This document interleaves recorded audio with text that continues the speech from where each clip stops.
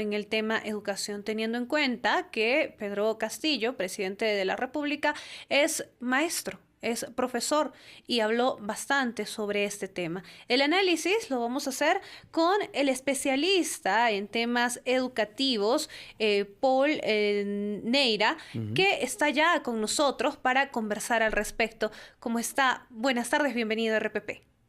Hola Noemí, hola Omar, un gusto estar con ustedes. ¿Cómo está?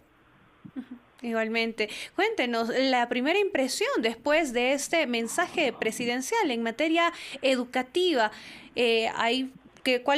¿O qué puntos puede resaltar usted después de este primer mensaje del presidente Castillo? Mira Noemí, había mucha expectativa de parte del magisterio y de la comunidad educativa, por lo que podría decir, dado que el presidente Castillo es un colega nuestro, ¿no? Entonces, las primeras cosas que hay que decir es que es importante el compromiso que él ha manifestado de aumentar la asignación de presupuesto para el sector de educación, por un lado, pero con un énfasis particular, y lo dijo en su mensaje, puesto para equilibrar las desigualdades, el presupuesto orientado a los sectores más vulnerables, y mencionó incluso, hizo un recuento, digamos, a dónde quiere él proponer a su gobierno la asignación de presupuesto a las comunidades afroperuanas, a las comunidades amazónicas, a las comunidades bilingües en nuestro país, altoandinas y amazónicas, y eso esperemos que efectivamente la eficacia y eficiencia de su gobierno logre cumplir eso. Ha comprometido además también aumentar progresivamente el PBI destinado a educación.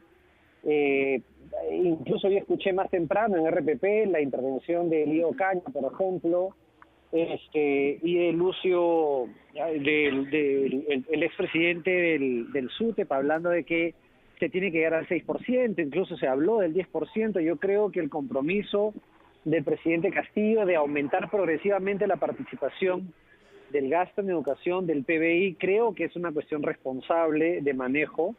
Y de allí, si quieres, el segundo gran elemento que quisiera resaltar en esta parte para poderlo comentar es el compromiso de revalorizar la carrera docente en nuestro país, de aumentar, y lo dijo de esta forma, y parece interesante lo que está planteando, habría que ahondar un poco más en eso, y es que él ha mencionado que tenemos que tener una base firme de profesores estables en el magisterio.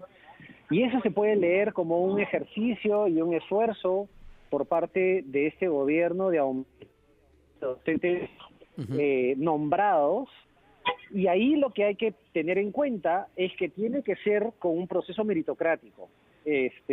No podemos aumentar el número de docentes nombrados si es que no respetamos la lógica de la meritocracia, el camino ya avanzado que tiene el Ministerio de Educación en sesiones anteriores, de cara efectivamente a lograr de que los procesos de concurso docente mantengan los niveles de calidad que han mantenido en años anteriores. Ahora, de lo anunciado, porque ha sido una lista algo extensa en materia educativa y es importante que haya una prioridad en la educación porque a nadie le cabe duda que es uno de los sectores más importantes en nuestro país, quizá con el sector salud, dada la coyuntura de pandemia y la seguridad y la economía.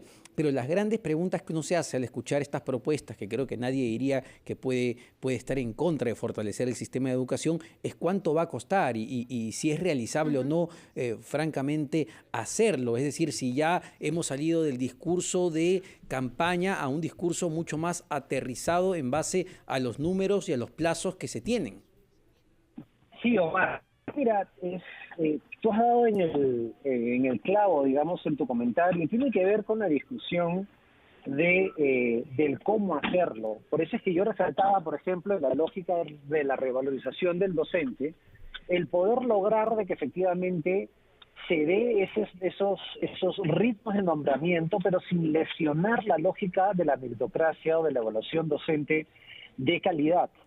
De la misma forma, la calidad del tipo de educación es un reto enorme, porque si tú te fijas, en una corrida que realicé con mi equipo, encontramos que entre el año 2016 y el año 2020 se devolvieron en promedio anualmente de recursos asignados, no ejecutados, entre 2.000 y 3.000 millones de soles al año.